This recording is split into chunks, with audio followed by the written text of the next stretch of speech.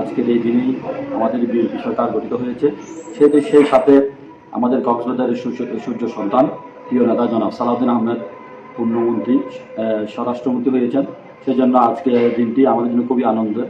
আমরা আশা করি বিএনপি সরকার গঠনের পরে দেশে একটি স্বস্তি বিরাজমান হবে এবং সর্বোপরি দেশের উন্নয়ন এবং মানুষের মধ্যে একটি স্বস্তির সঞ্চার হবে বলে আমি মনে করি।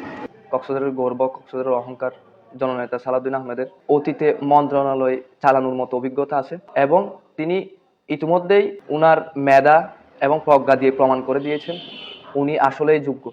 সেই যোগ্যতার উপর ভিত্তি করে বিএনপির চেয়ারম্যান জনাব তারেক রহমান তার উপর আস্থা রেখেছেন এবং স্বরাষ্ট্র মন্ত্রণালয়ের দায়িত্ব দিয়েছেন। এটার জন্য আমরা কক্সবাজারবাসী খুবই গর্বিত, খুবই আনন্দিত এবং বিএনপির চেয়ারম্যান জনাব তারেক রহমানের প্রতি আন্তরিক ধন্যবাদ এবং কৃতজ্ঞতা। কক্সবাজার জেলার কৃতি সন্তান আমাদের সকলের গর্ব জননেতা সালাউদ্দিন আহমেদ স্বরাষ্ট্রমন্ত্রী হওয়ায় আমরা কক্সবাজারবাসী খুবই আনন্দিত।